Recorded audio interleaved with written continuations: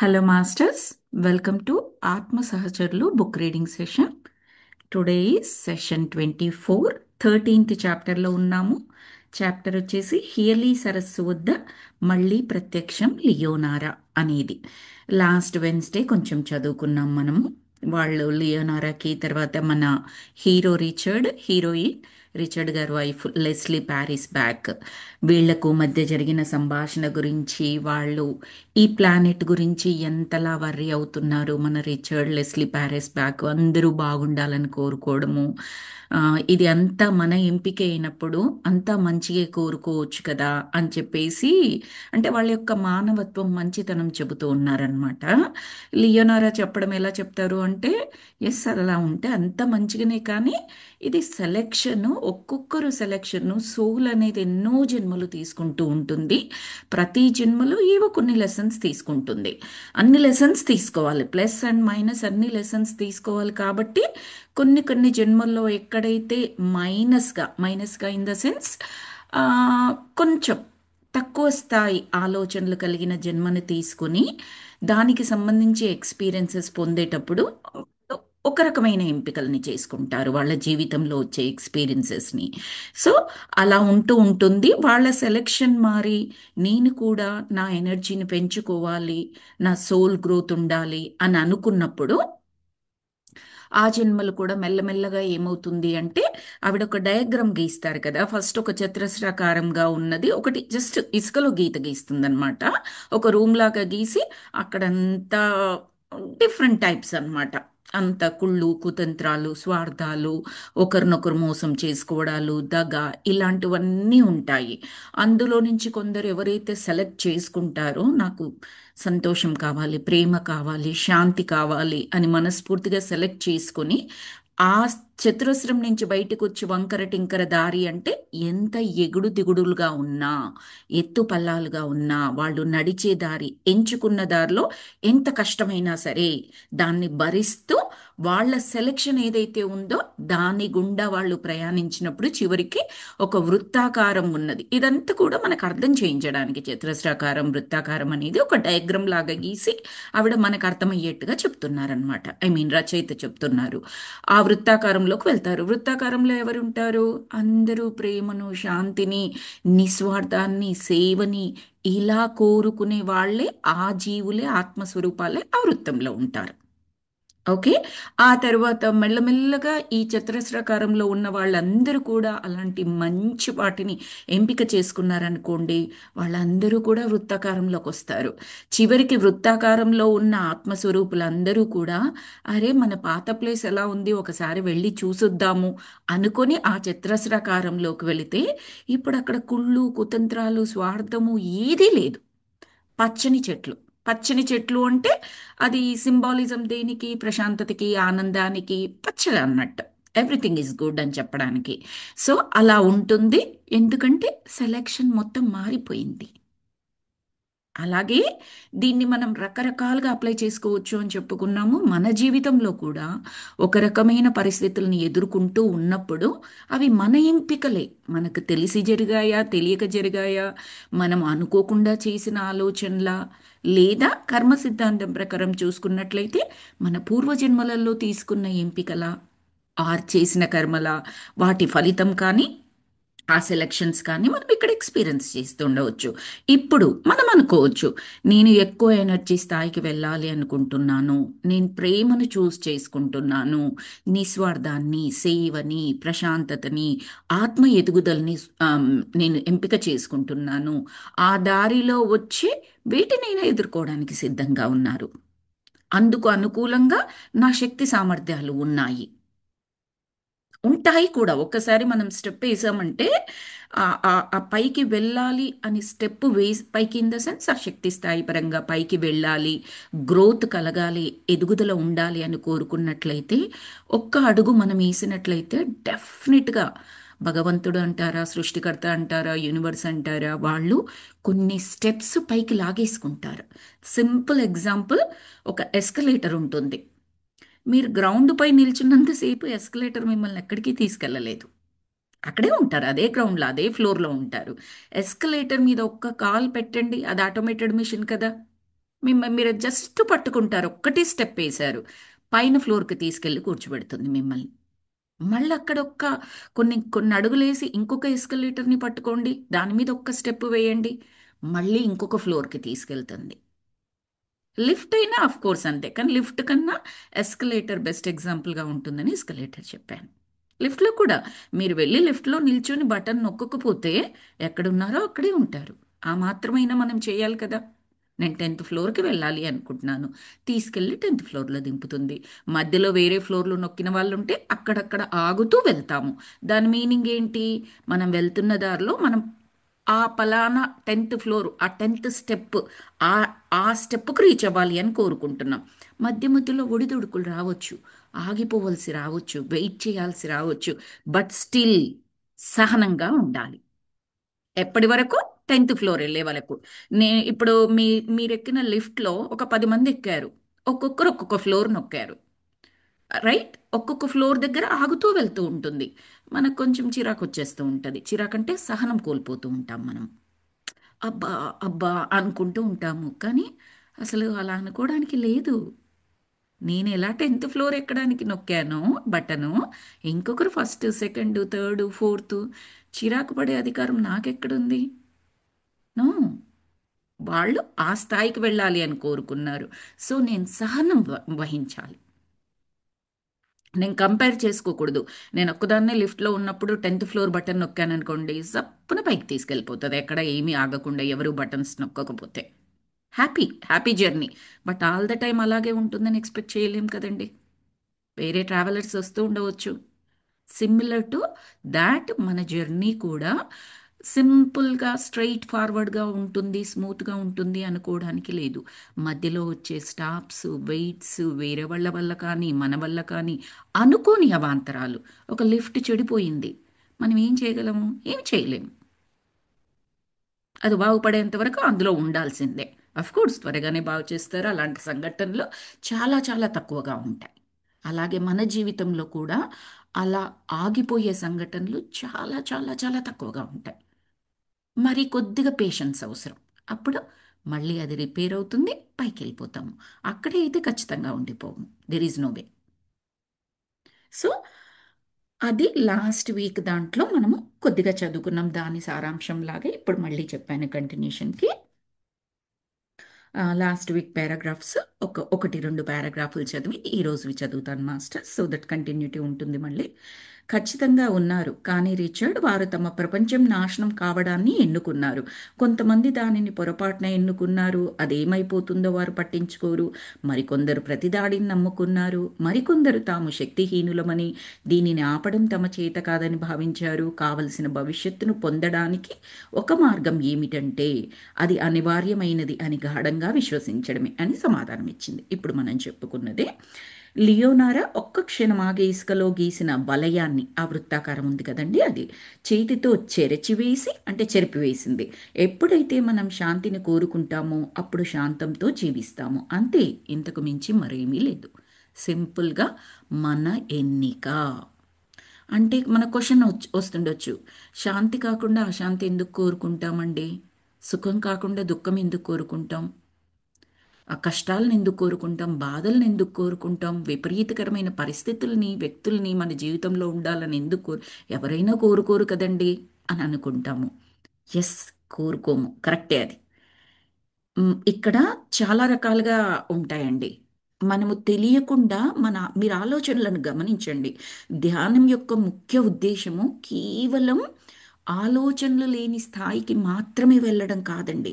ధ్యానంలో మనని మనం తెలుసుకుంటాము అంటే దాని యొక్క ఒకానొక మీనింగ్ ఏంటంటే, మనలో ఏం జరుగుతుందో నిజానికి చెప్పాలి అంటే మనకు తెలియదండి.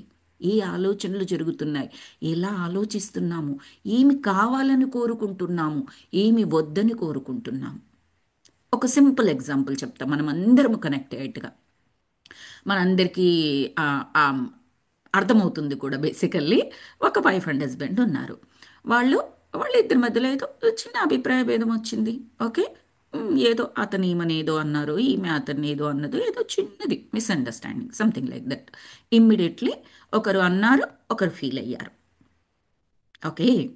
ఫీల్ అయిపోయిన తర్వాత ఇప్పుడు ఎందుకు ఫీల్ అయింది భర్త అన్నాడు, భార్య ఫీల్ అయింది అనుకుందాం. భార్య ఎందుకు ఫీల్ అయింది అక్కడ? అతనేనో అన్నాడు అని. అతను అంటే ఫీల్ అవ్వాలా? ఎస్, ఫీల్ అవ్వాలి. ఎందుకు? తన భర్త, తన ఫ్యామిలీ మెంబర్, తన గురించి తెలిసిన అతను. అలాంటి అతను నేను బాధపడేట్టుగా ఒక విషయం అనొచ్చా? అలా మాట్లాడొచ్చా? తప్పు కదా అని చెప్పేసి ఈమెకు ఉండవచ్చు. ఉన్న తర్వాత అంటే అతని దగ్గర నుంచి ప్రేమను కోరుకుంటుంది, అతన్ని ప్రేమిస్తుంది. అప్పుడే కదండి వాళ్ళు ఏదైనా అన్నప్పుడు మనకు ఉండేది. ఇప్పుడు ప్రపంచంలో ఎవరో ఎక్కడో ఏదో మనల్ని అన్నారు, మనం పట్టించుకుంటామా? అస్సలు. ఇప్పుడు మనం ఒక దగ్గరికి వెళ్ళాము, అందరూ అపరిచితులే. అక్కడ అక్కడికి వెళ్ళినప్పుడు అంత కాన్షియస్గా మనం ఏమీ ఉండము. మనకు తెలిసిన వాళ్ళ దగ్గరికి వెళ్ళేటప్పుడు చాలా జాగ్రత్తగా ఉంటాము.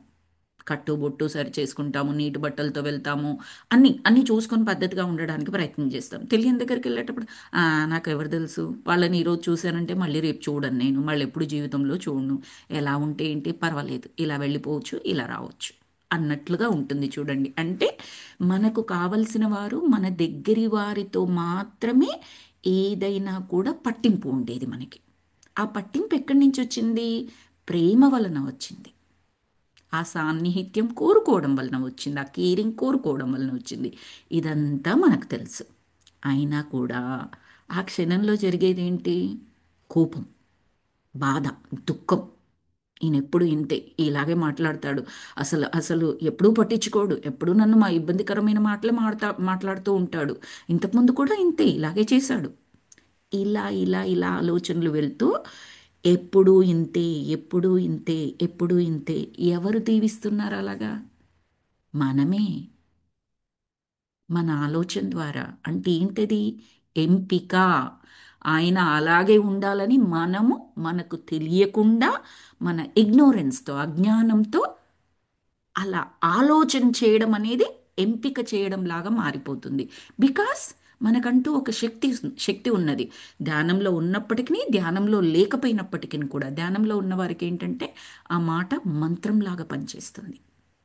బికాస్ మన మాటకి శక్తి వస్తుంది. చాలాసార్లు అనగానే మేనిఫెస్ట్ అయిపోతాయి. ధ్యానంలో లేని వారికి కాస్త ఎక్కువ సార్లు అనుకోవడం ద్వారా. కానీ పదే పదే అనుకుంటూ ఉంటాం కదండి. ఎప్పుడు ఈయన ఇంతే, ఎప్పుడు ఇలాగే ఇలాగే చేస్తాడు, అలాగే చేస్తాడు, ఈయన మారడు అసలు, ఇంకింతే నా బ్రతుకు, ఇలా ఇలా అనుకుంటూ ఉంటాం చూడండి. ఎంపిక చేసుకుంటున్నాం అక్కడ మనము. ఇది తెలిసి చేస్తున్నామా, తెలియక చేస్తున్నామా? తెలిసే చేస్తాము ఒక రకంగా చెప్పాలంటే. ఎందుకంటే ఇప్పుడు ఈ జ్ఞానం తీసుకున్న తర్వాత కూడా, అది భర్తే అని కాదండి, ఎవరి దగ్గరైనా, నేను ఒక ఎగ్జాంపుల్ లాగా తీసుకున్నాను. సింపుల్గా ఇబ్బంది కలగానే ఇంతే, ఈ మేనేజర్ ఇంతే, ఈయన ఎప్పుడు ఇంతే, నన్ను చూస్తే చాలు ఇలా చేస్తాడు, ఎప్పుడు నా పని నచ్చదు దీనికి, ఎగుదో ఈ ఫ్రెండ్ ఇంతే, మిగతా వాళ్ళందరితో బాగా మాట్లాడుతుంది, నా దగ్గరికి వచ్చేటప్పుడు ఇలా చేస్తుంది, ఎప్పుడు ఇంతేమి. నేనే సెలెక్ట్ చేసేస్తున్నాను. నాకేం కావాలో అది సెలెక్ట్ చేసుకోవట్లేదు. ఏమి జరుగుతుందో దాన్ని బేస్ చేసుకుని నా ఫ్యూచర్ అంతా కూడా అలాగే ఉంటుంది, ఉండాలి అన్నట్టుగా నాకు తెలియకుండా నేను ఎంపిక చేసుకున్నాను. అలా ఎంపిక చేసుకుంటాం. అందుకే presence of mind is very very very important. Presence of mind అంటే ఈ క్షణంలో ఉండడం. ఈ క్షణం అంటే ఏమి జరుగుతోంది మనలో ఖచ్చితంగా తెలియడం. ఎప్పుడు తెలుస్తుంది? మన యొక్క శక్తి ఎక్కువగా ఉన్నప్పుడు ఒకటి, మనకు క్లారిటీ ఖచ్చితంగా ఉన్నప్పుడు ఒకటి, మనసు ప్రశాంతంగా ఉన్నప్పుడు ఇంకొకటి. ఇవన్నీ ఉండాలి. అవన్నీ ఎప్పుడు? సరి అయిన ధ్యానము, చక్కటి జ్ఞానము తీసుకుంటూ ఉన్నామనుకోండి, లోపల నుంచి ఆ ఇన్నర్ గైడ్ చేస్తుంది. తప్పు చేస్తాం మనము, ఇలా అనుకోబోతుంటాము, ఎప్పుడు ఈయన ఇంతే, లోపల నుంచి జ్ఞానం వచ్చేసి no no no no no, అక్కడ విన్నాం కదా, అలా అనుకోకూడదు, అలా అనుకున్నానంటే ఏంటి, నేను సెలెక్ట్ చేసుకుంటున్నట్టు, మా ఆయన ఎప్పుడు నాతో ఇలాగే బిహేవ్ చేయాలని నేనే కోరుకుంటు, అమ్మో చేయకూడదు. కనీసం ఒక నిమిషం తర్వాతనైనా రియలైజేషన్ వస్తుంది. అది అలా అలా ప్రాక్టీస్ అయ్యి ఏమవుతుంది అంటే ఒకనాటికి అలా అనుకోవడం మానేస్తామండి. నిజంగా జరుగుతుంది. అది ఈ జన్మలో కావచ్చు, తర్వాత జన్మల్లో కూడా కావచ్చు, ఎలాగైనా కావచ్చు. అది ఎంపిక చేసుకోవడము అంటే జనరల్గా మనందరికీ వస్తుంది. ఎవరు మాత్రం కష్టాలు, దుఃఖాలు, బాధలు, నష్టాలు కోరుకుంటారని? మనమే కోరుకుంటున్నామని చెప్పగానే ఎవ్వరము ఒప్పుకోము. బికాస్ ప్రాసెస్ ఇలా ఉంటుంది. ఇది కేవలం ఈ జన్మలోంది మాత్రమే నేను చెప్పాను. పూర్వజన్మలలో ఏమనుకుందో మన సోలు, ఎలాంటి పనులలో వేలు పెట్టిందో, ఎలాంటి మాటలు మాట్లాడిందో, ఎలాగ గాయపరిచిందో ఇతరులని, తనను తాను ఎలా గాయపరుచుకున్నదో. నా జీవితం ఇంతే, నేనెప్పుడూ ఇంతే, తనను తాను గాయపరుచుకున్నట్టే. నాకేదీ రాదు, నా వల్ల చేత కాదు, నేను అందంగా లేను, నాకు చాలా బిడియం ఎక్కువ, నేను ధైర్యంగా లేను. ఇవన్నీ ఓకే, లేము అనుకుందాం. దాని మీద వర్క్ చేయాలి. పదే పదే అనడం కాదు. ప్రాబ్లంని మళ్ళీ మళ్ళీ చెప్పడం ద్వారా సొల్యూషన్ రాదండి ఖచ్చితంగా. ప్రాబ్లంని ఒకసారి రీడ్ చేసి దాన్ని అర్థం చేసుకొని సొల్యూషన్ ఏముంది అని పదే పదే ఆలోచించవచ్చు. వందల వేల లక్షల సార్లు ఆలోచించవచ్చు, తప్పులేదు. ఆ ప్రాబ్లం ఎంత ఎంత జటిలమైనది అన్న దాన్ని బట్టి. కానీ మనం ఏం చేస్తాము, ప్రాబ్లమ్ని ఎక్కువగా ఆలోచిస్తుంటాం. నాకు ఇలా వచ్చింది, ఇలా వచ్చింది. ఇంకా పైగా మన జ్ఞానంతో ఏం చేస్తాము, అలాంటి ప్రాబ్లమ్స్ ఎంతమందికి ఉన్నాయో వాళ్ళందరినీ పోగేసుకుంటాం. నాకు వచ్చింది, మా ఆయన కూడా ఇంతేనే, మా మేనేజర్ కూడా ఇంతే, ఇలాగే ఉంటుంది అంతే, ఇంకా వీళ్ళు ఇంతే. మొత్తం మళ్ళీ అదే సంఘంలో చేరిపోతాం, అవే మాటలు వింటూ ఉంటాం. కాదు, సొల్యూషన్ సంఘంలో చేరాలి. ఇప్పుడు ఇలా ఒక క్లాస్ కానివ్వండి, ఒక వర్క్షాప్ కానివ్వండి, ఒక మంచి బుక్ కానివ్వండి, ఒక మంచి మూవీ కానివ్వండి, ఒక మంచి డాక్యుమెంటరీ, ఒక భక్తి ఛానల్లో మంచి ఆధ్యాత్మిక ప్రవచనము, చక్కటి యోగాసనాలు, దేని ద్వారా అయితే మీ మనసు ఉపశమనం పొందుతుంది, ప్రశాంతతను పొందుతుంది, ఆ ప్రశాంతతలో నుంచి మీరు ఎదుర్కొంటున్న సమస్యకు సొల్యూషన్ దొరుకుతుందన్నమాట. ఒక్కొక్కరికి ఒక్కొక్కలాగా ఉంటుంది. కొందరికి చిరాగ్గా అనిపించగానే వాకింగ్కి వెళ్ళిపోతారు. కొంతమంది మొక్కల దగ్గర గడుపుతారు, మొక్కలకి ఏదైనా చేసుకుంటూ గడుపుతారు. కొంతమంది ఇంట్లో గడుపుతారు. కొంతమంది మూవీ చూస్తారు. కొంతమంది అది మన మొబైల్ చూస్తారు, ఫోన్స్ చేసుకుంటారు, షాపింగ్కి వెళ్ళిపోతూ ఉంటారు.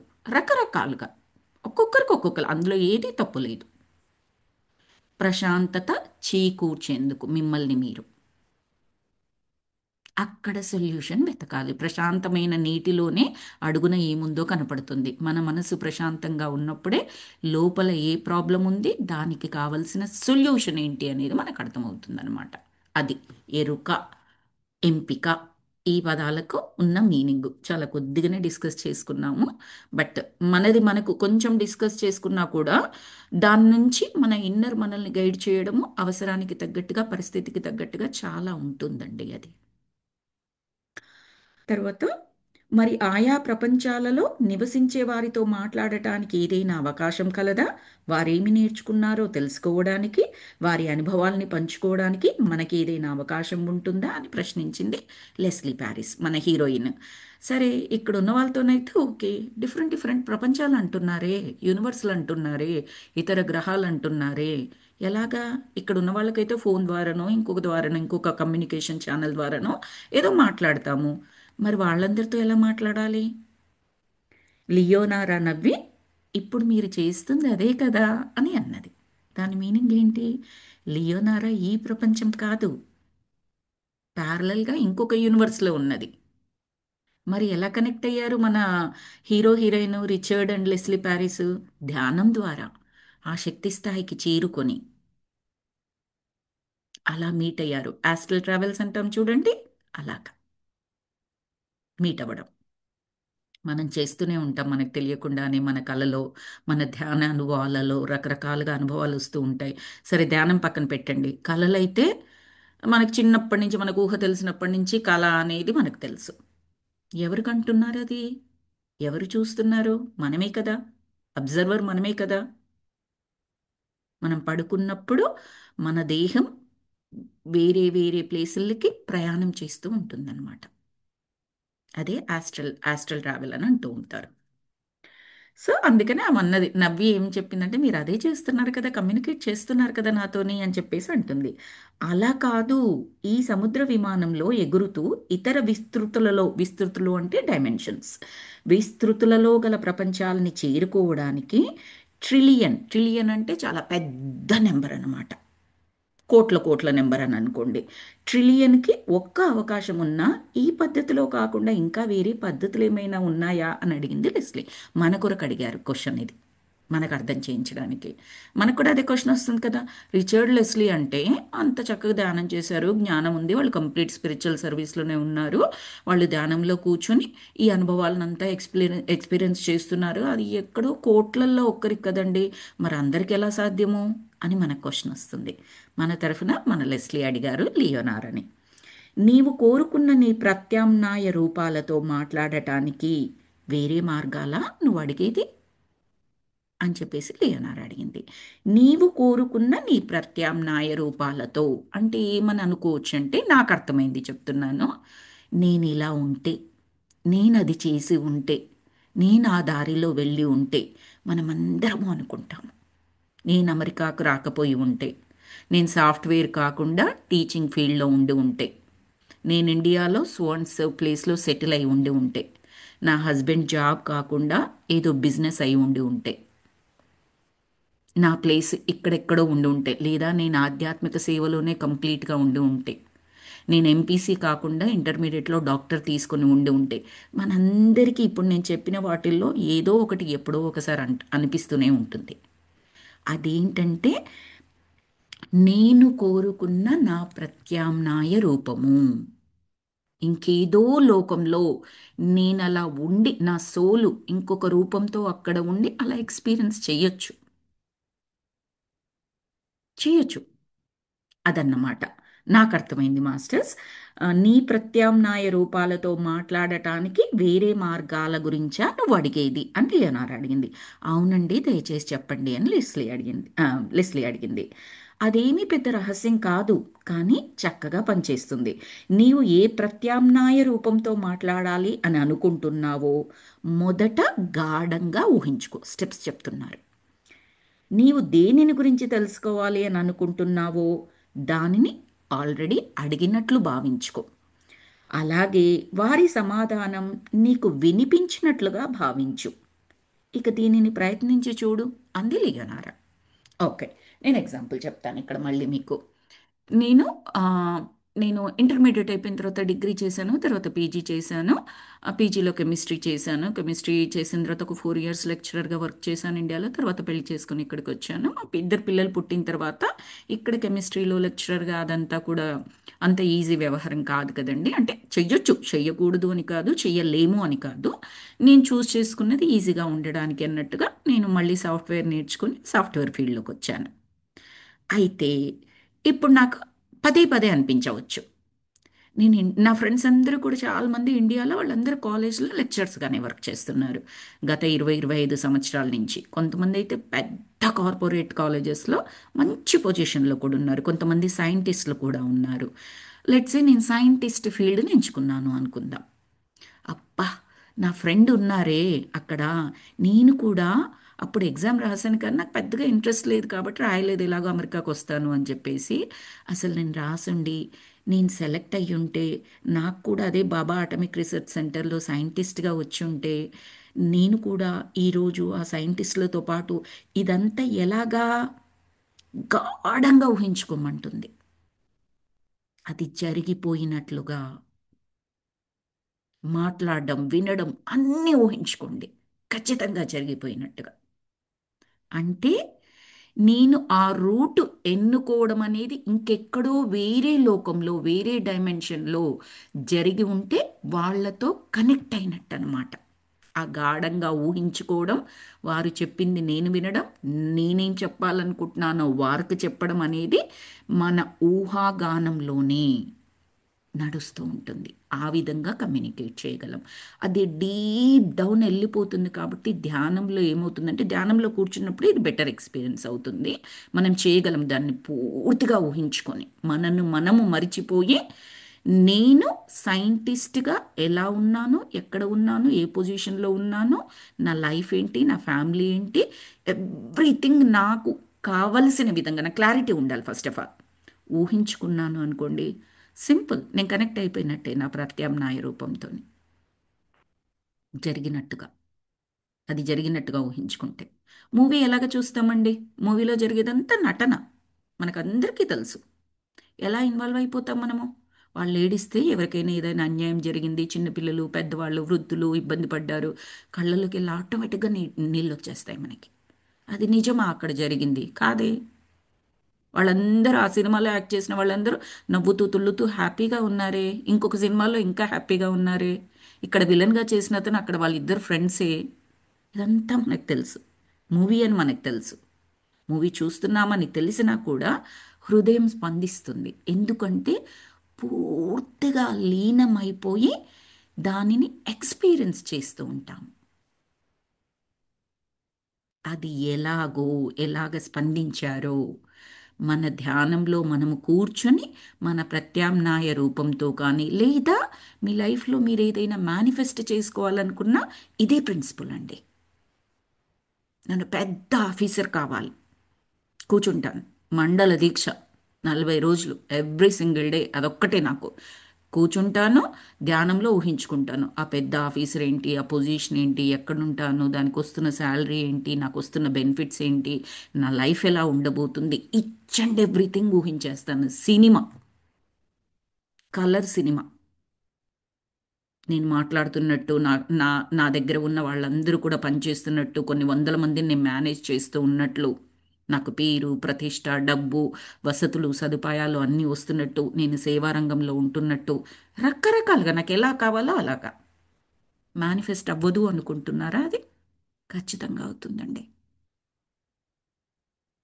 నేనెప్పుడూ కూడా ప్రస్తుతం మేము ఉంటున్న ఇల్లు ఒక 3.5 years కింద మేము మూవ్ అయ్యామనమాట. అంతకుముందు వేరే ఇంట్లో ఉండేవాళ్ళము.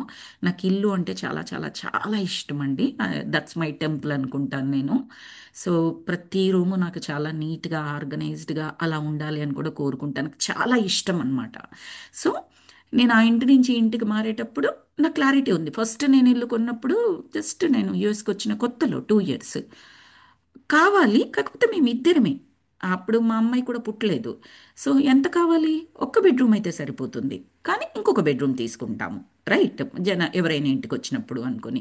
అప్పుడు 3 బెడ్‌రూమ్ తీసుకున్నప్పుడు 2 బెడ్‌రూమే మాకు కావాల్సింది. బట్ 2 బెడ్‌రూమ్ ఇల్లు అలాంటివి ఆహ్, జనరల్‌గా ఓన్ హౌసెస్‌లో తక్కువగా ఉంటాయి. 3 బెడ్‌రూమ్ ఈజ్ నార్మల్. 3 బెడ్‌రూమ్ తీసేసుకున్నాము. ఎన్ని వసతులు కావాలో ఆ రోజుకి తగ్గట్టుగా తీసేసుకున్నాను. కానీ నాకు ఇద్దరు పిల్లలు పుట్టారు. ఫ్యామిలీ పెరిగింది. వచ్చిపోయేవారు పెరిగారు. జాబ్ చేస్తున్నాను. నా కంప్యూటర్ నాకుండాలి. నా రూమ్ నాకుండాలి. మా వారిది మా వారికి. కోవిడ్ వచ్చింది. పిల్లల రూమ్స్ పిల్లలకి. కొంచెం గందరగోళం అయిపోయింది. ఇబ్బందిగా అనిపించింది. మూవ్ అవ్వాలి. నేను వేరే ఇంటికి మూవ్ అవ్వాలి అనుకున్నప్పుడు నాకు ఒక క్లారిటీ ఉంటుంది కదా! ఎన్ని రూమ్స్ ఉండాలి? ఏ విధంగా ఉండాలి? ఇంటికి ఇప్పుడు ఎంతమంది వస్తున్నారు? నాకు మెడిటేషన్‌కి ఒక రూమ్ ఉండాలా? ఇవన్నీ క్లారిటీ ఉంటుంది. అప్పుడు ధనుర్మాసం ఆహ్, ధ్యానం అని చెప్పేసి ఒక 40 డేస్‌ది వంశీ మాస్టర్ గారి దాంట్లో జాయిన్ అయ్యాను. అప్పుడు ఇది ఇంకొక సంకల్పం కూడా పెట్టుకున్నాను. ఆ సంకల్పంలో పెట్టుకొని నాకు ఇల్లు ఎలా కావాలో నా క్లారిటీ నాకు బావుంటుంది. అది ఊహించేసుకునేదాన్ననమాట. ఇంటిని చూడ్డానికి వచ్చిన వాళ్ళు ఏం అప్రిషియేషన్ చేశారు అన్నది కూడా నాకు తెలియకుండా నేను ఊహించేసుకున్నాను. నమ్ముతారో లేదో, మేము గృహప్రవేశం చేసిన రోజు ఒక 10 సంవత్సరాల పాప, పెద్దవాళ్ళు కూడా కాదు. వాళ్ళకి ఏం తెలుస్తుందండి? వాళ్ళు పార్టీలకు వచ్చారు అంటే, ఏదైనా ఫంక్షన్లకు వచ్చారు అంటే, వాళ్ళ ఆట వాళ్ళు ఆడుకుంటారు. పేరెంట్స్ ఫుడ్ పెడితే ఎక్కడో ఓ దగ్గర కూర్చొని ముచ్చట్లు వేసుకుంటూ ఫ్రెండ్స్తో తింటారు. అంతకు మించి ఇల్లు చూస్తారు. అసలు ఏమీ ఉండదు కదండి వాళ్ళకి. 10 సంవత్సరాల పాప, వావ్! ఈ ఇల్లు అనుకుంటూ నేను మనసులో ఏదైతే నా ధ్యానంలో ఊహించుకున్నానో ఎగ్జాక్ట్లీ అదే వర్డ్ అన్నది అమ్మాయి. ఆ తర్వాత చాలామంది అన్నారు. ఆ గృహప్రవేశం రోజు ఆ అమ్మాయి అది అనగానే నాకు వండర్‌ఫుల్‌గా అనిపించింది. అండ్ ఇల్లు కన్‌స్ట్రక్షన్ కూడా నాకెలా కావాలో అలా ఉండడం, నా వసతికి తగ్గట్టుగా ఉండడం, అదంతా కూడా జరిగింది కోవిడ్ టైంలోనే. మిగతా వాళ్ళందరికీ చాలా డిలేడ్‌గా వచ్చాయన్నమాట హోమ్స్. ఎందుకంటే ఆ టైంలో అంతా సప్లైస్ అన్నీ ఆగిపోయాయి కాబట్టి.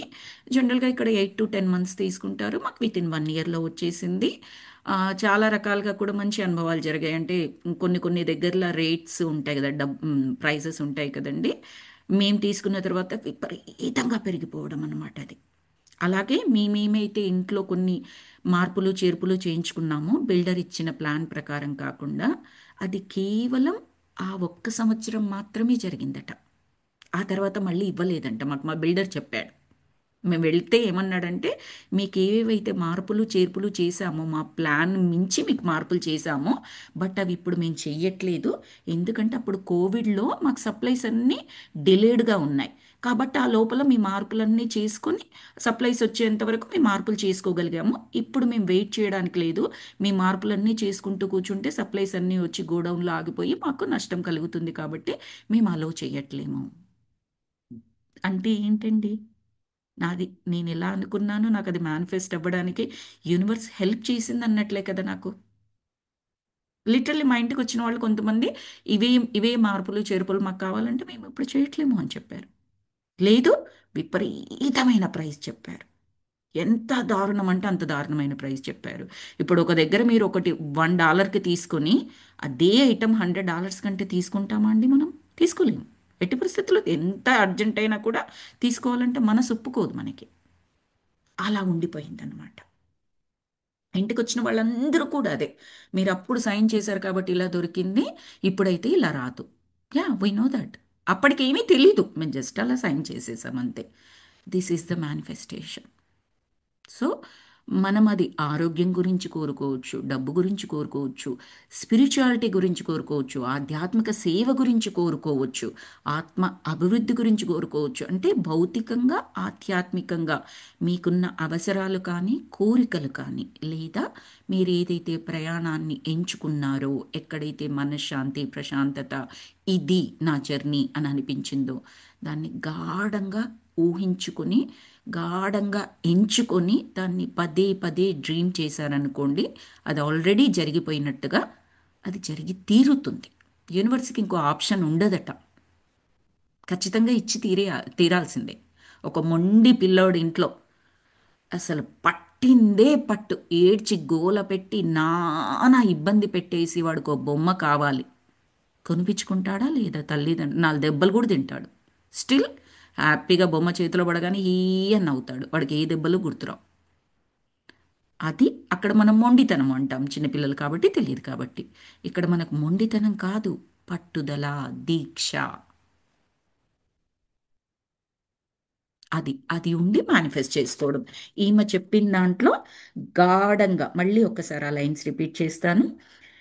ఆవిడ చెప్పింది ప్రత్యామ్నాయ రూపాలతో మాట్లాడుకోవడానికి ఇలా చేయాలని చెప్పింది. బట్ అది మేనిఫెస్టేషన్ ప్రిన్సిపల్ కూడా. మీరు ద సీక్రెట్ అనే బుక్ చదివితే, రహస్యం తెలుగులో, అందులో అదే ఉంటుంది మేనిఫెస్టేషన్ ప్రిన్సిపల్. నీవు దేనిని సారీ ఏదైతే కావాలి అనుకుంటున్నావో మొదట గాఢంగా ఊహించుకో. దేని గురించి తెలుసుకోవాలనుకుంటున్నావో దాన్ని ఆల్రెడీ ఆ క్వశ్చన్ అడిగినట్లుగా భావించుకో. అలాగే నీకు సమాధానం కూడా వచ్చింది, అది విన్నాను అని భావించు. ఇక దీనిని ప్రయత్నించి చూడు అని చెప్పింది లియనారా. నేనా? ఇప్పుడేనా అని ఉద్వేగంతో అన్నాడు మన రిచర్డ్. నీవే. ఒక్క సెకండ్ అండి.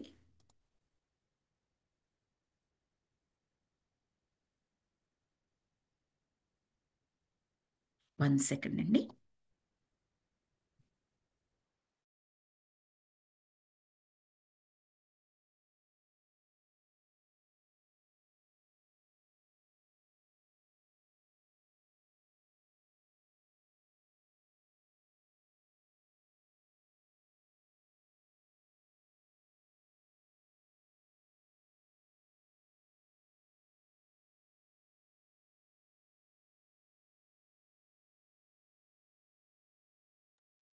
యా. సో అది ఇప్పుడు మన రిచర్డ్ ఏమన్నాడంటే, నేను ఇప్పుడే ట్రై చేయాలా అంటే, నీవి ఎందుకు ట్రై చేయకూడదు అని లియనారా అని అడిగింది. సరే అయితే కళ్ళు మూసుకోమంటావా అని అడిగారు ఆయన. నీ ఇష్టం అని చెప్పింది. ఏంటి, ఎటువంటి రూల్స్ అట్లాంటి రెగ్యులేషన్స్ అట్లా ఏమీ లేవా అని చెప్పేసి అడుగుతాడంటే, ఎటువంటి క్రతువు అక్కర్లేదా? క్రతువు అంటే రిచువల్స్ అంటాం చూడండి. ఇది చేయాలి, దీని తర్వాత ఇది చేయాలి, ఇలాగే చెయ్యాలి అని చెప్పేసి కొన్ని ఉంటాయి చూడండి. అలా ఏమీ లేదా? కళ్ళు మూసుకోనా అంటే నీ ఇష్టం అంటున్నావు అని అడిగారు. అంటే అలా చేయడం వల్ల నీకు ఉపశమనం కలుగుతుంది అని అనుకుంటే అలాగే చెయ్యి. ఓకే, ఈ పద్ధతిలో ఇలాగే చేస్తే బాగుంటుందని నీకు అనిపించింది అనుకో, అలాగే చెయ్యి. It's up to you. ఒకసారి దీర్ఘంగా శ్వాసించి రంగురంగు కాంతులతో నింపబడిన ఒక గది యొక్క తలుపులు తెరుచుకున్నట్లుగా ఊహించు చెప్పింది. దీర్ఘంగా శ్వాసించి రంగురంగు కాంతులతో నింపబడిన ఒక గది యొక్క తలుపులు తెరుచుకున్నట్టు ఊహించు. ఆ కాంతిలో కదులుతున్న వ్యక్తిని లేదా పొగమంచులో అస్పష్టంగా కనిపిస్తున్న వ్యక్తిని గమనించు. లేదా కాంతిని, పొగమంచును వదిలేసి అక్కడ నీవు ఒక కంఠస్వరాన్ని వింటున్నట్లుగా భావించు. కొన్ని మార్లు దృష్టి కంటే శబ్ద తరంగాలే చాలా స్పష్టంగా వినిపిస్తాయి. లేదా కాంతిని, శబ్దాలని కూడా వదిలేసి ఆ వ్యక్తి యొక్క జ్ఞానము నీలోనికి ప్రవహిస్తున్నట్లుగా తాదాత్మ్యత చెందు. లేదా నీవు కలుసుకోగోరే వ్యక్తి నీ ప్రశ్నలకు సమాధానాలు చెబుతాడని భావించి ప్రశ్నలు అడుగు. లేదా ఏదో ఒక పదాన్ని ఉచ్చరించు, అది నీ మంత్రం అనుకో, తర్వాత నీకు కావలసింది నీ ఊహించుకో అని అన్నది. ఇన్ని లేదాలు చెప్పింది. అంటే కళ్ళ ద్వారా చూసి ఊహించు, చెవుల ద్వారా వింటున్నట్టుగా అనుకో. లేదు, ఆ ఎదుటి వ్యక్తి ఎవరైతే ఉన్నారో వాళ్ళ జ్ఞానం నీలోకి ప్రవేశిస్తుంది అనుకో. నువ్వు వారు మాట్లాడుతున్నారు అంటే నువ్వు మాట్లాడేది వాళ్ళు వింటున్నారు, వాళ్ళు మాట్లాడేది నువ్వు అలా అనుకో. నీ ఇష్టం, నీకు ఎలాగైనా అనుకో. ఇవన్నీ కూడా కాదా, ఒక పదం తీసుకో, అది నీ మంత్రం అనుకో, దాన్ని ఉచ్చరించుకో. ఆ తర్వాత నీకు ఏం కావాల్సి ఉందో అది ఊహించుకో. అంటే మనకిప్పుడు రకరకాల మార్గాలు ఉంటాయి కదండి. మన పేరెంట్స్ కూడా చెప్తారు, నీకు ఏదైనా కావాలంటే వెళ్ళు, ఆ జేజే దగ్గర కూర్చొని, జేజే అంటే దేవుడు, కూర్చొని ప్రార్థన చేయి, నాకు ఇలా ఈ ఎగ్జామ్లో చాలా మంచి మార్కులు రాయి, బుద్ధిగా అడుగు అని చెప్పేసి చెప్తూ ఉంటారు. ఇంకొకరు ఏం చెప్తారు, కష్టపడి చదువుకో, ఇదిగో ఇలా చదువుకుంటే ఇలా అవుతావు. ఇంకొకరు ఏం చెప్తారు, ఈ టీచర్ దగ్గరికి వెళ్ళు, ఈ ట్యూషన్ టీచర్ దగ్గరికి వెళ్ళు. ఇలా రకరకాల మార్గాలు ఉంటాయి ఒక దానిని మనం పొందాలి అంటే. మనం ఇప్పుడు ఒక స్టేజ్లో ఉన్నాం. మనం ఏం చెప్పుకుంటాం జనరల్గా, ఏదైనా క్వశ్చన్ వచ్చింది, ఇబ్బంది వచ్చింది, ఏదైనా కావాలి, ధ్యానం చేయండి, మీకు దొరుకుతుందండి, మీరే మేనిఫెస్ట్ చేసుకోగలరండి, మీకు ఏ క్వశ్చన్ ఉందో మీకే ఆన్సర్ దొరుకుతుందండి అని మనం చెప్పుకుంటాం. అలాగే ఆవిడ ఏం చెప్పిందంటే ఇన్ని మార్గాలు చెప్పింది. నీ ప్రత్యామ్నాయ రూపంతో నువ్వు ఎలా మాట్లాడుకోవచ్చు అంటే, రంగురంగుల కాంతులతో నింపబడిన ఒక గదిని ఊహించుకో, అందులో ఒక వ్యక్తి ఉన్నాడనుకో. ఇలా ఇన్ని రకాలుగా చెప్పి అది ఏది కూడా నీకు కుదరలేదనుకో, ఊహించుకోవడానికి సాధ్యం కావట్లేదు, రకరకాల ఆలోచనలు వచ్చే కుదురుగా నిలబడట్లేదు మనస్సు ఆ స్థితి మీద అనుకో. సింపుల్, ఒక పదాన్ని పట్టుకో, అది ఉచ్చరించు, మంత్రజపం చేయి. మనం కూడా చేస్తాం చాంటింగ్ అనేది, నామా చాంటింగ్. మనసు నిలవట్లేదు, అప్పుడు ఏం చేయొచ్చు, నోరు పదాలని అంటే మనసు నిలవకపోయినా కూడా మనం మంత్రోచ్చారణ చేస్తాము. మంత్రాలు అంటే సింపుల్ అండి, సింపుల్ నామా చాంటింగ్. ఒక శ్లోకం తీసుకొని ఓం నమ శివాయ అనుకుంటారా, హరే రామ హరే కృష్ణ అనుకుంటారా, రామకృష్ణ అనుకుంటారా, లలిత అమ్మవారి గురించి, మీ ఇష్టం ఏదైనా సరే. దానికి మనస్సు నిలబడనక్కర్లేదు, నోరు చెబుతూ ఉండవచ్చు. అది ఈజీ ఇంకా మనకి. ఓకే, ఒక శ్లోకం మనకు వచ్చిందంటే సింపుల్గా అనేసుకోవచ్చు. మరి దానివల్ల ఫలితం ఏంటండి, మనసు నిలబడట్లేదు కదా అంటే, ఆ మంత్రానికి ఉన్న శక్తి వలన మనసు నిలబడే స్థితికి వస్తుందన్నమాట. అది అప్పుడు కాకపోయినా తరువాతైనా కూడా ఆ మంత్రం యొక్క శక్తి అది ఉచ్చరిస్తూ ఉన్నందుకు వింటున్నా కూడా వస్తుందండి. శ్రవణం కూడా ఒక మార్గమే. అందుకే ఇంట్లో మంచివి రన్ అవ్వాలి అని చెప్తారు. ఎప్పుడూ ఇండియా టీవీ ఛానల్లో దిక్కుమాలిన న్యూస్ ఇస్తుంటారు కదండీ. యాక్చువల్‌గా అంటే అన్నీ నెగెటివే మళ్ళీ మళ్ళీ పొడుస్తా చూపిస్తా ఉంటారు చూడండి. అలాంటివి కాకుండా ఓ భక్తి ఛానలు, ఓ పీఎంసీ ఛానలు, అందులో ఎక్స్‌పీరియన్సెసు ఇలాంటివి వింటూ మనం పని చేసుకుంటున్నాం అనుకోండి, చెవులు అటు పెట్టకపోయినా పర్వాలేదండి, మన పని మనం చేసుకుంటున్నాం, ఫోకస్ పెట్టట్లేము అయినా సరే సోల్ తీసుకుంటూ ఉంటుంది. దాన్ని మ్యాజిక్ వచ్చేస్తుంది. మీకు ఎప్పుడో ఏదో అవసరం వచ్చింది, అరే ఆ రోజు విన్నానే, ఎలా విన్నట్టు మీకే గుర్తులేదు, ఎక్కడి నుంచి సోల్ నిక్షిప్తం చేసుకొని నీకు ఆ పరిస్థితి రాగానే లోపల నుంచి గుర్తు చేసింది ఇన్నర్. అదనమాట. సో అలా ఏదైనా చేసుకో అని చెప్పింది. అయితే నేను ఊహను, మంత్రాన్ని ఎన్నుకున్నాను. మన రిచర్డ్ గారికి అవి 2 ఓకే అని చెప్పేసి ఊహ, మంత్రాన్ని ఎన్నుకున్నారు. కళ్ళు మూసుకొని నా ప్రత్యామ్నాయ రూపము నా ఎదురుగా నిలిచి నేనేమి తెలుసుకోవాలో నాకు తెలియచేయాలని మనసులో గాఢంగా ఊహించుకున్నాను. క్రమంగా నా మనసు తేలిక కాసాగింది. లేత వర్ణాలు, గాలిలో తేలుతున్న పూరేకులు దర్శనమిస్తున్నాయి. ఇక ఏదైనా మంత్రాన్ని పునశ్చరణం చేయాలి అని అనుకున్నాను. క్రమంగా రంగులు అగోచరమయ్యాయి, కనపడట్లేదు. నా కళ్ళ వెనక నీలి మేఘాలు కనిపిస్తున్నాయి. ఈ విశ్వం అంతా నేనే, అంతా ఒక్కటే. బాహ్యంగా కనిపించే వైవిధ్యాలు కేవలం భ్రమలు మాత్రమే అని నా మనస్సుకు అనిపించగానే అద్వైతం అన్న శబ్దం ఒక మంత్రంలా నాలో స్ఫురించింది. లోపల నుంచి వచ్చింది. అద్వైతం. ద్వైతము అంటే రెండు రకాలు. అద్వైతము అంటే ఒక్క రకం, ఒకటే అన్నట్టు, అంతా ఒకటే. ఆ ద్వైతం. ద్వైత అంటే టూ. ఆ అంటే టూ కాదు ఒకటి అని మీనింగ్ అనమాట. ద్వైత సిద్ధాంతం, ద్వైత సిద్ధాంతం అని ఉంటాయి.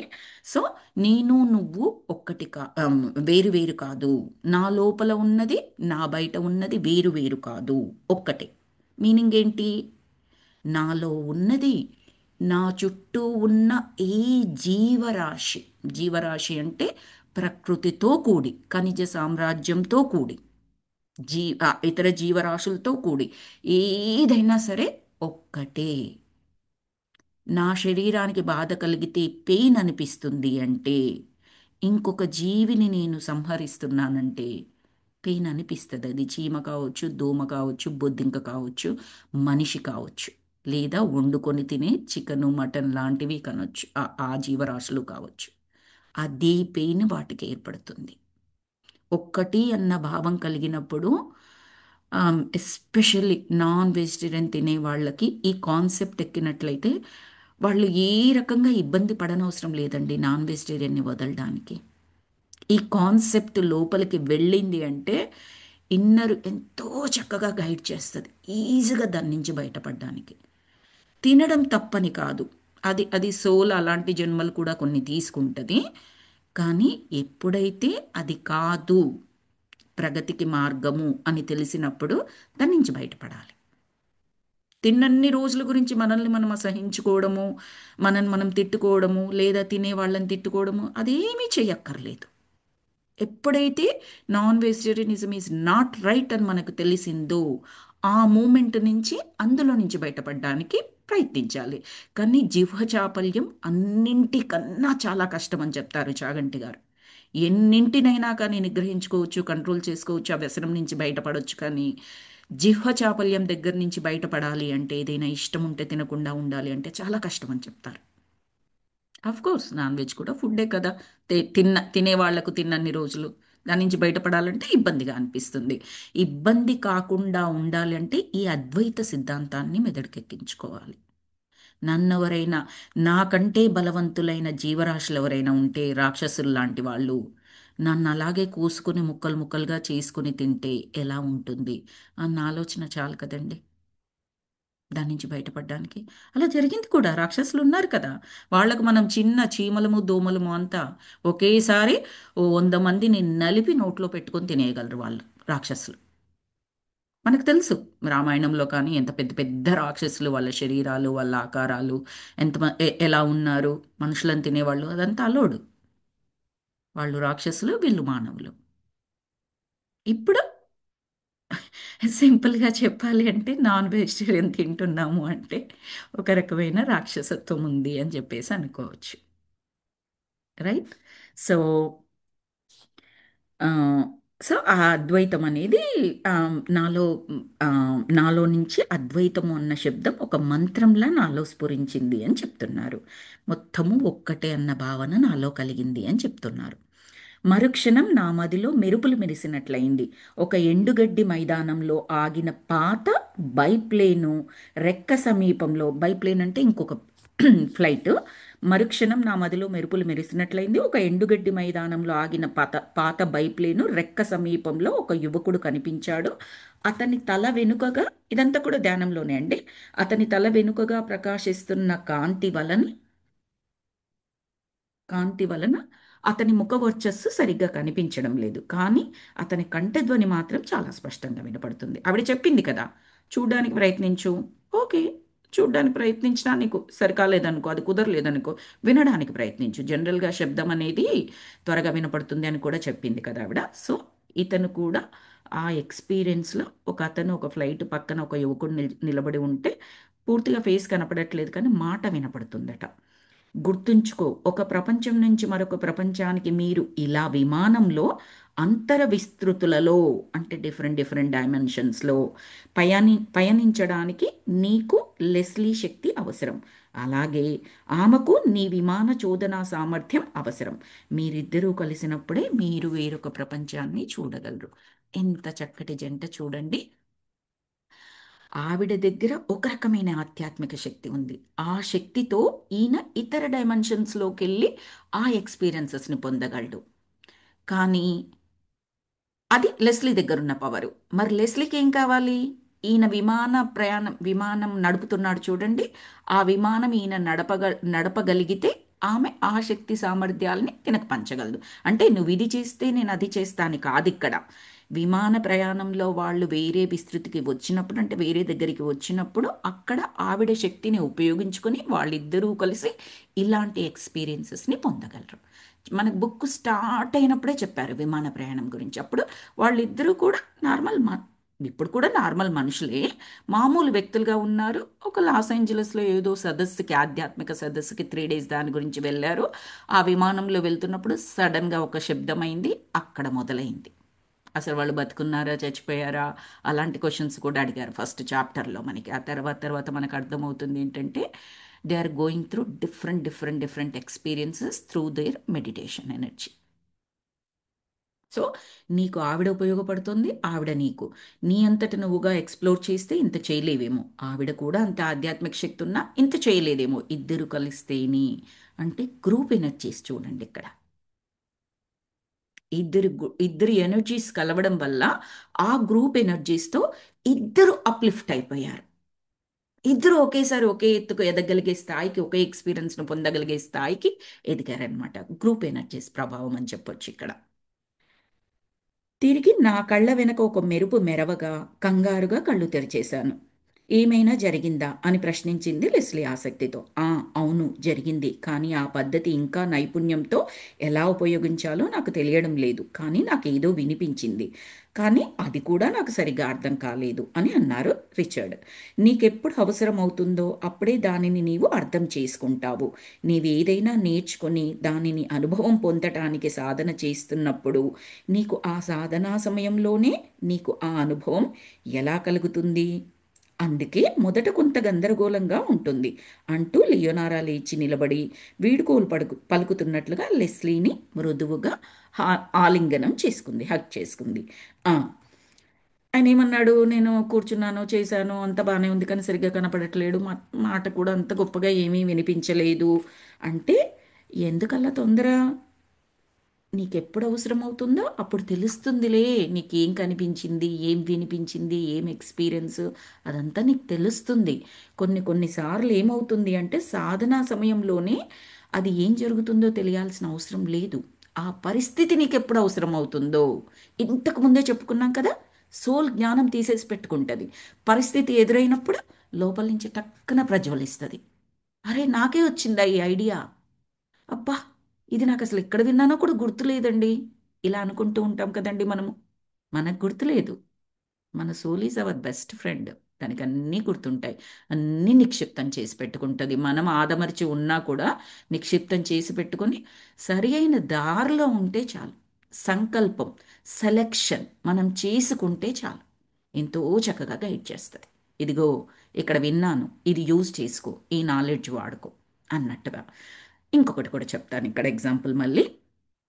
మనము క్లాస్లో లెసన్స్ వింటూ పోతున్నామండి. వింటాము, బాగానే అర్థమవుతుంది.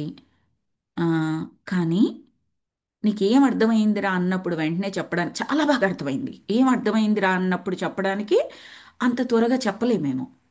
కానీ ఈరోజు మీరు చెప్పిన దాంట్లో రేపు ఎగ్జామ్ పెడుతున్నాను నేను, ఎగ్జామ్లో మీరు రాయాలి, ఈ ఎగ్జామ్ రాయాలి అన్నప్పుడు ఆ ఎగ్జామ్కి ప్రిపేర్ అయ్యే విధానం ఎలా ఉంటుందండి? మనము డిఫరెంట్ పర్స్పెక్టివ్లో ఉంటుంది. ఆ క్వశ్చన్ చూడగానే ఆన్సర్ మనకు తెలిసిందనుకోండి, టకా టకా రాసేస్తామా, బుర్ర గొక్కుంటూ కూర్చుంటామా? తెలిసింది కాబట్టి హ్యాపీగా రాసేయగలం. ఎగ్జాము అన్న ఫీలింగ్ ఆర్ అన్న పరిస్థితి ఏం చేస్తుంది అంటే లోపల ఉన్న జ్ఞానం ఏదైతే నిక్షిప్తమై ఉందో అది రాయడానికి అనుకూలంగా తీసుకొస్తుంది మనకి. అప్పుడు అవసరము అని అనిపిస్తుంది. ఎగ్జామ్ అనేది అక్కడ ఒక అవసరం లాగా తీసుకున్నట్లయితే.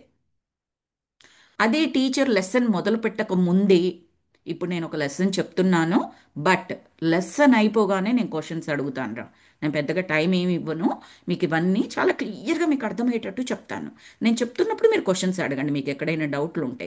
బట్ అందరూ అర్థమైంది అన్న తర్వాత నేను క్వశ్చన్స్ అడుగుతాను, నాకు మాత్రం ఆన్సర్స్ చెప్పాలి అన్నది అని ముందే అన్నది అని అనుకుందాం. అప్పుడు మనం వినే ఓరియంటేషన్ ఎలా ఉంటుందండి? మొత్తం ఏకాగ్రత, చెప్పే ప్రతి మాట క్వశ్చన్ అండ్ ఆన్సర్స్ రూపంలో వింటాము. ఓ టీచర్ ఈ క్వశ్చన్ అడుగుతుందా, తర్వాత ఈ క్వశ్చన్కి ఇదా ఆన్సరు, అంటే ఓరియంటేషన్ మారుతుంది. పరిస్థితిని క్రియేట్ చేసుకుంటున్నాం, ఇమ్మీడియట్గా ఊహించేసుకుంటున్నాం. ఆ తర్వాత టీచర్ అడిగినప్పుడు డెఫినెట్గా బెటర్గా ఆన్సర్ చేస్తాం.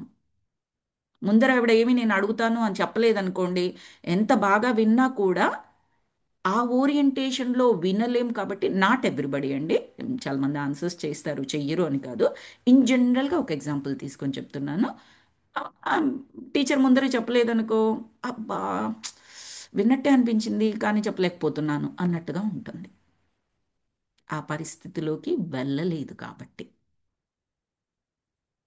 అక్కడ మనల్ని మనం ఊహించుకోలేదు కాబట్టి.